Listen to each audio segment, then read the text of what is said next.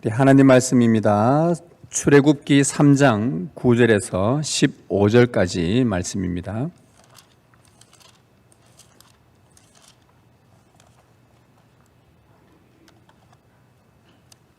구약성경 출애굽기 3장 9절에서 15절까지 말씀을 한 절씩 교독하도록 하겠습니다. 이제 가라, 이스라엘 자손의 부르짖음이 내게 달하고 애굽 사람이 그들을 괴롭히는 학대도 내가 보았으니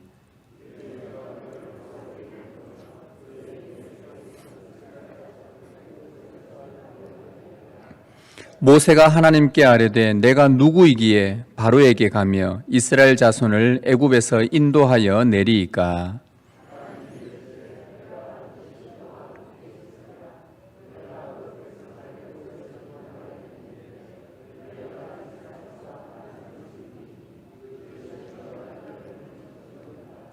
모세가 하나님께 아뢰되 내가 이스라엘 자손에게 가서 이르기를 너희의 조상의 하나님이 나를 너희에게 보내셨다 하면 그들이 내게 묻기를 그의 이름이 무엇이냐 하리니 내가 무엇이라고 그들에게 말하리이까.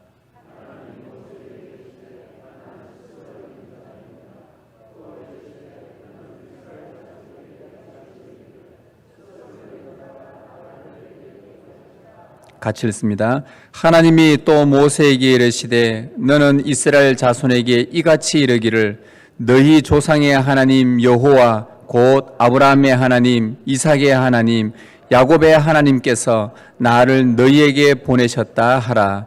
이는 나의 영원한 이름이요 대대로 기억할 나의 칭혼이라. 아멘. 우리 한 군데 그 뒤에 가서 6장 6절에서 8절 말씀을 보겠습니다. 여기 표시를 해 놓으시고요. 출애굽기 6장 6절, 7절, 8절은 우리가 한 목소리로 같이 말씀을 읽겠습니다. 그러므로 이스라엘 자손에게 말하기를 나는 여호와라. 내가 애굽 사람의 무거운 짐 밑에서 너희를 빼내며 그들의 노역에서 너희를 건지며 편팔과 여러 큰 심판들로서 너희를 속량하여 너희를 내 백성으로 삼고 나는 너희의 하나님이 되리니 나는 애굽 사람의 무거운 짐 밑에서 너희를 빼낸 너희의 하나님 여호와인 줄 너희가 알지라. 내가 아브라함과 이삭과 야곱에게 주기로 맹세한 땅으로 너희를 인도하고 그 땅을 너희에게 주어 기업을 삼게 하리라. 나는 여호와라 하셨다 하라. 아멘. 잠시 기도하겠습니다. 사랑의 주님, 이 시간 이제 우리가 주님의 말씀을 들으려고 합니다. 주 성령께서 우리에게 빛을 비추시사 주의 말씀을 듣고 깨닫는 은혜를 더하여 주옵소서. 이제 주님께서 우리에게 말씀하실 때에 하나님의 말씀으로 받게 하여 주옵소서. 우리가 주의 말씀을 듣겠나이다. 주님, 우리에게 말씀하여 주시옵소서. 우리 주 예수 그리스도의 이름으로 기도드리옵나이다. 아멘. 네, 지금 우리는 구약 성경에 나오는 하나님의 이름에 대해서 매주마다 말씀을 듣고 있습니다. 오늘은 여호와라는 하나님의 이름에 대해서 우리가 함께 말씀을 배워보려고 합니다.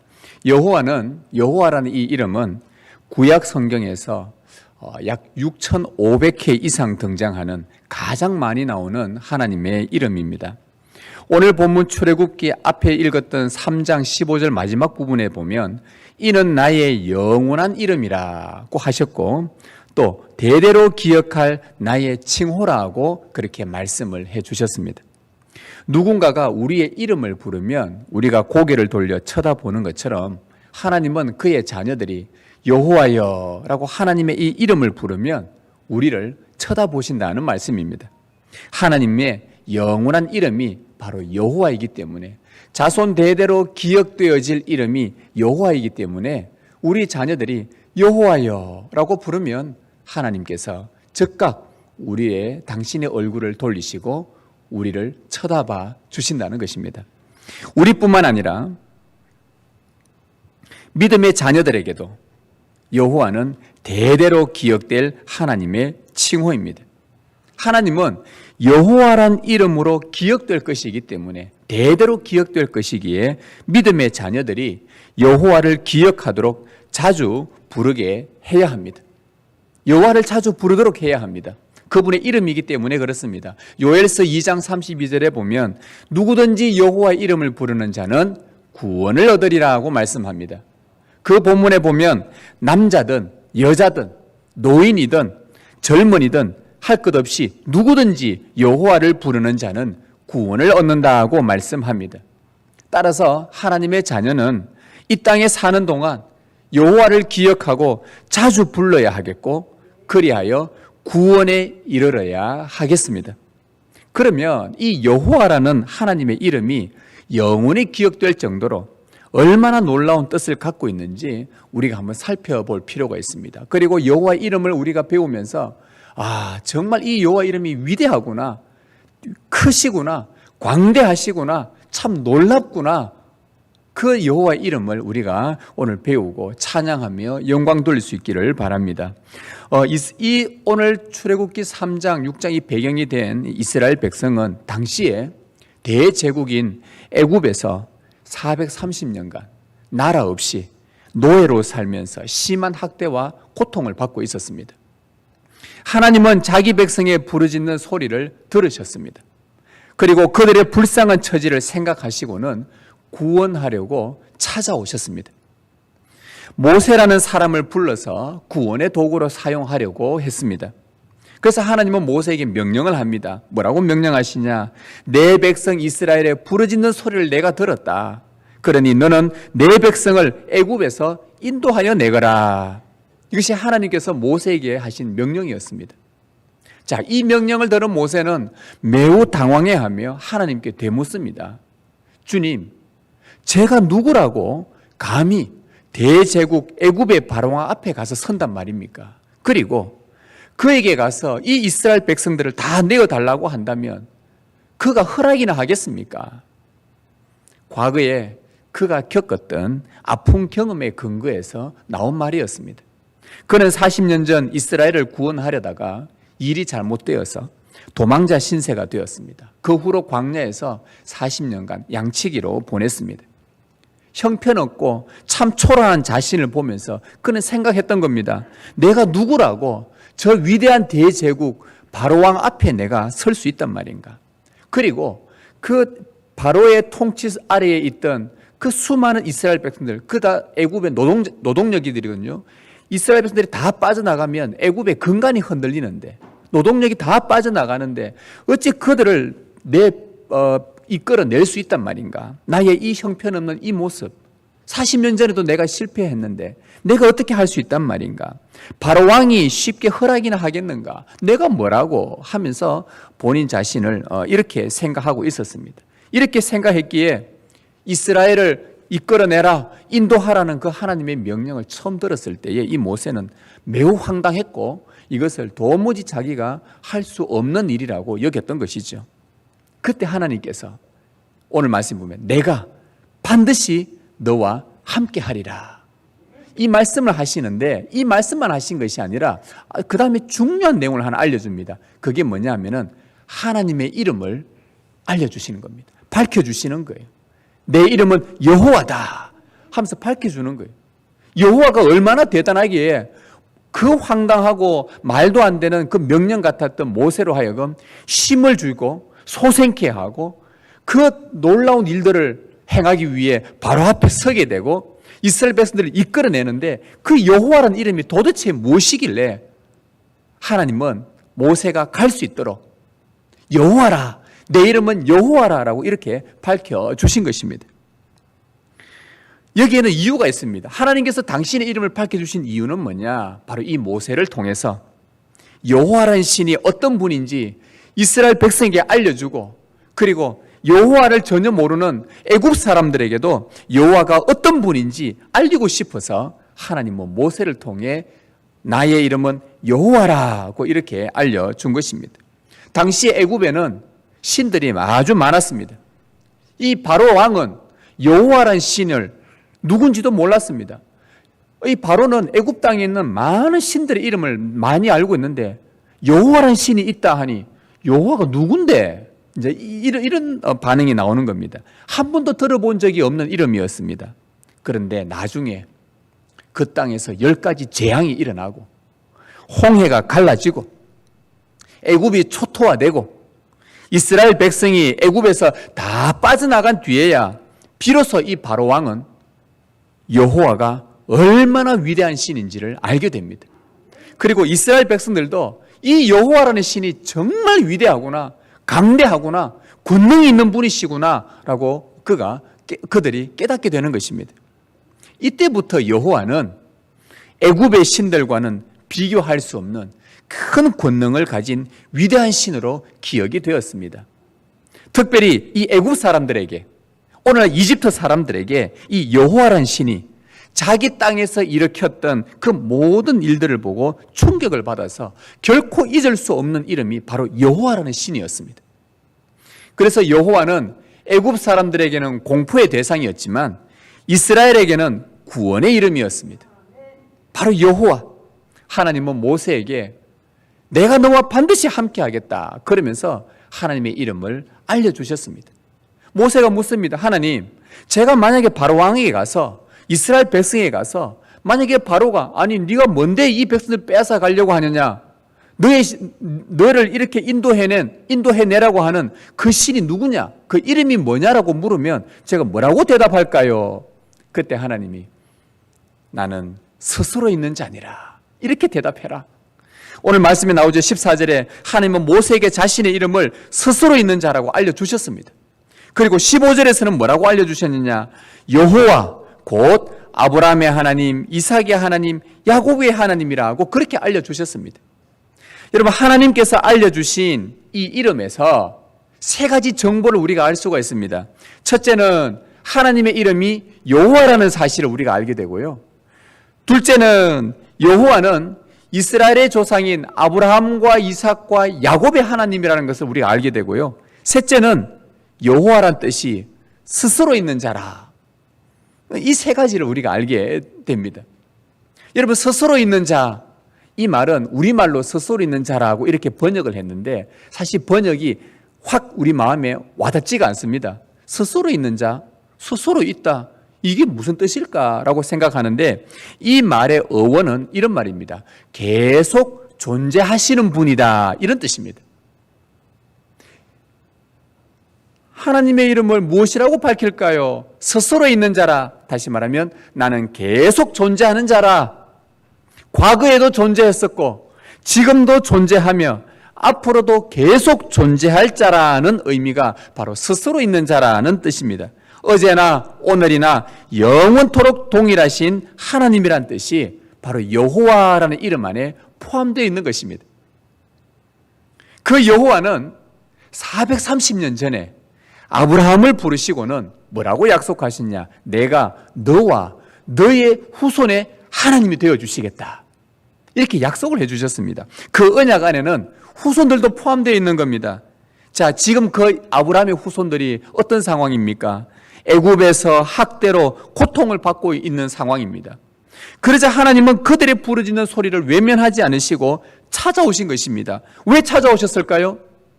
430년 전 아브라함과 이삭과 야곱과 맺은 그 언약을 지키기 위해서였습니다. 아브라함의 하나님은 학대받는 이스라엘의 하나님이시고 또 오늘 믿음을 고백하는 저와 여러분의 하나님이십니다. 그 여호와는 과거에도 계셨고 지금도 존재하고 계시며 앞으로도 존재하실 스스로 계시는 분, 그 이름이 바로 여호와이십니다.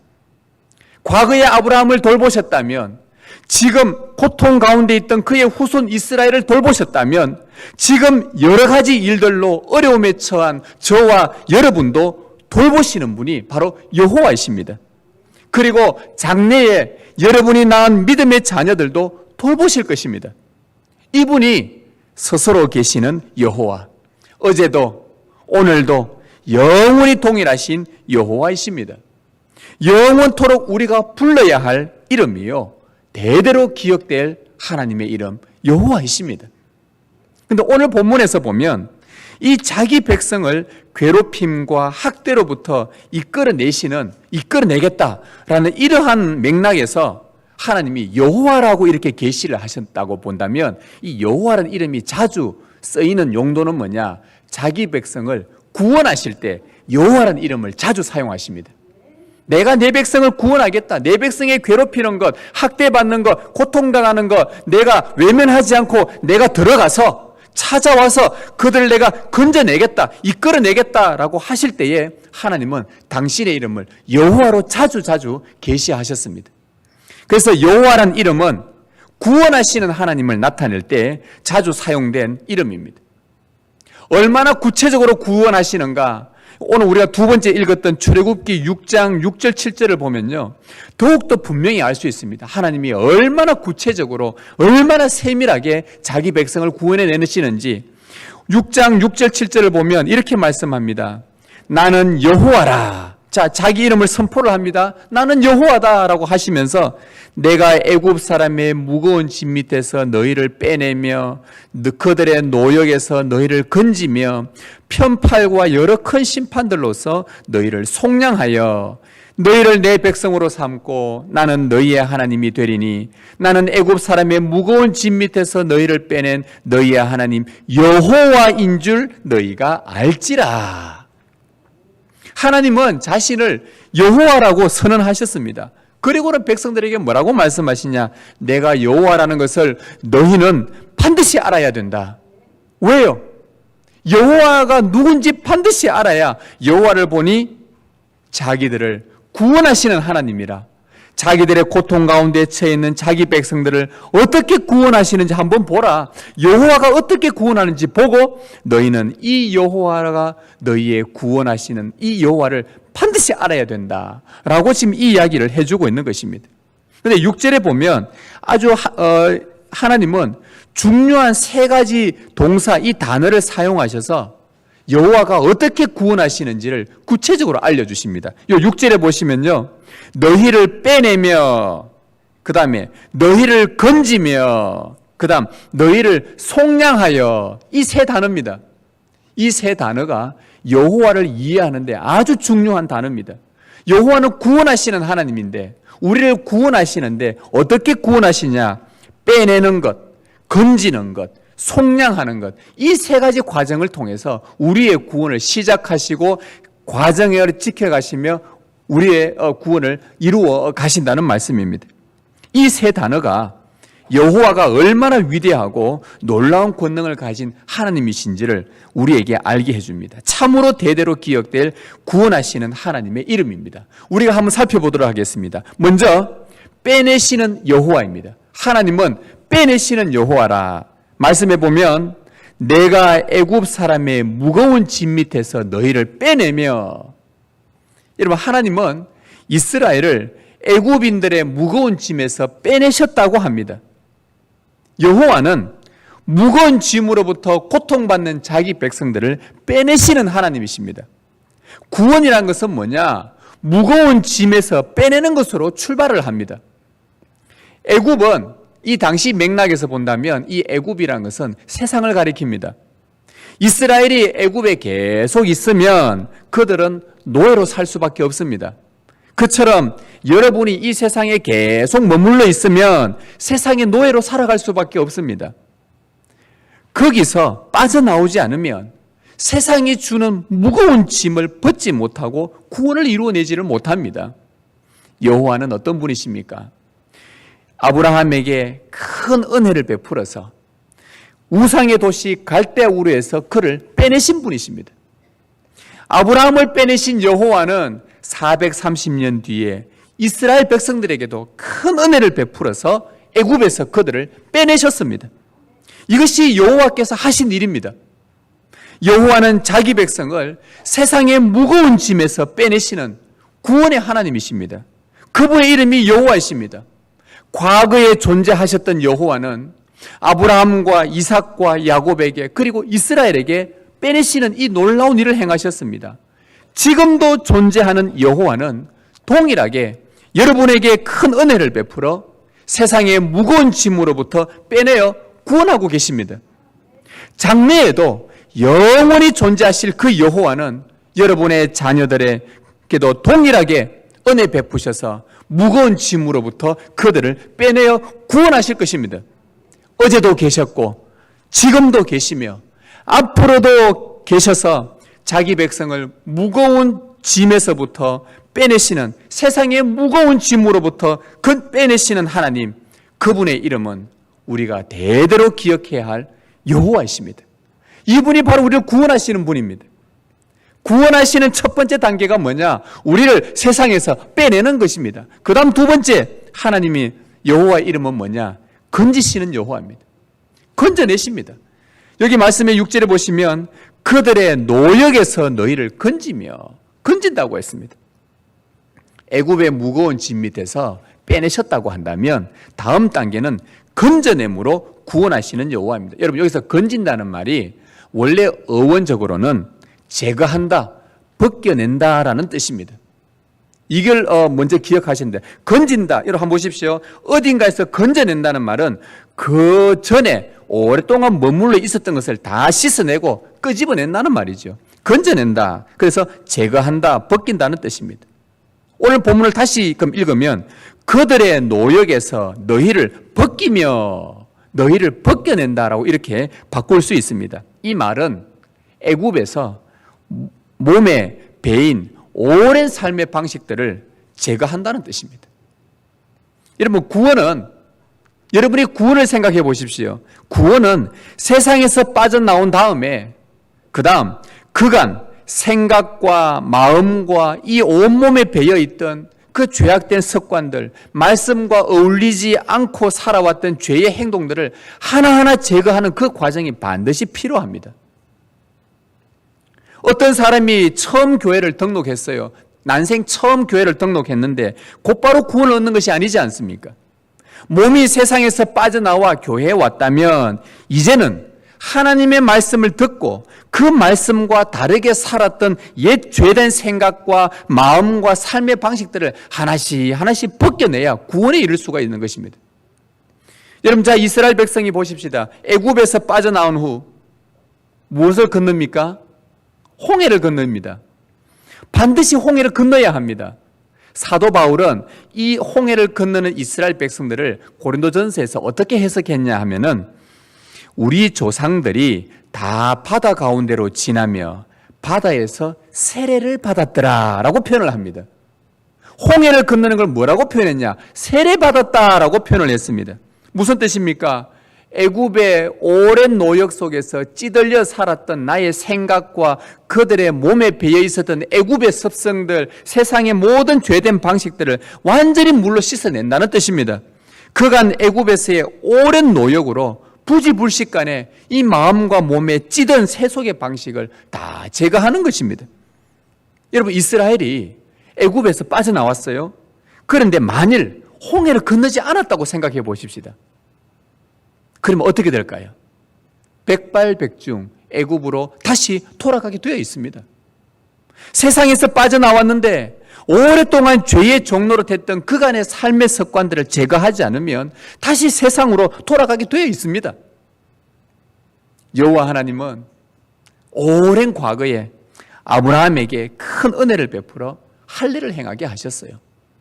몸의 더러운 부분을 잘라낸다는 그 표시로 포피를 잘라내는 할례를 행했습니다. 430년 뒤에, 그 일이 있고 난 430년 뒤에 이스라엘 백성에게는 큰 은혜를 베풀어 홍해를 건너게 하셨습니다. 거기서 그들을 씻어내고 건지셨습니다. 이것이 여호와가 하신 구원의 일입니다. 바로 여호와라는 이름이 구원하시는, 건져내시는 하나님이시기 때문에 그렇습니다. 과거에 존재하셨던 그 여호와는 아브라함에게, 이스라엘 백성에게 그렇게 행하셨어요. 지금도 존재하시는 여호와는 동일하게 여러분에게도 큰 은혜를 베풀어서 삼위 하나님의 이름으로 세례를 받게 하시고 죄악된 옛 삶을 제거하시며 구원하셨습니다. 장래에도 영원히 존재하실 여호와는 여러분의 믿음의 자녀들을 동일하게 은혜 베풀어 죄에서 건지실 것입니다. 그렇게 행하신 하나님이 바로 여호와이십니다. 아브라함과 이삭과 야곱의 하나님이 이스라엘에게 또 그렇게 행하셨던 것처럼 그 하나님은 지금도 동일하게 저와 여러분을 건지시는 여호와이십니다. 어제도 계셨고 지금도 계시며 앞으로도 계셔서 자기 백성을 죄에서 건지시는 하나님, 그분의 이름은 우리가 대대로 기억해야 할 여호와이십니다. 빼내신 여호와, 건지신 여호와, 이제 마지막 단계가 하나 더 남아있는데 속량하시는 여호와입니다. 편팔과 여러 큰 심판들로서 너희를 속량하여. 여러분, 속량이라는 것은 값을 지불하고 되찾는 것을 말합니다. 이스라엘 백성은 애굽에서 빼냄을 받았고 홍해를 건짐을 받은 후에 시내산에 도착합니다. 그리고 구원의 마지막 절차를 밟습니다. 그때 하나님이 임재하셔서 이런 말씀을 하셨어요.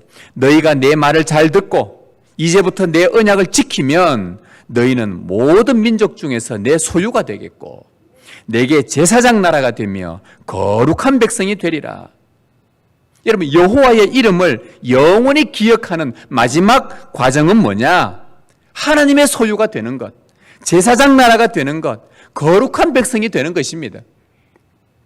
이를 위하여 여호와는 이스라엘에게 찾아오셨고 또 여러분에게도 찾아오신 것입니다. 속량이라는 이 방식으로 찾아오셨습니다.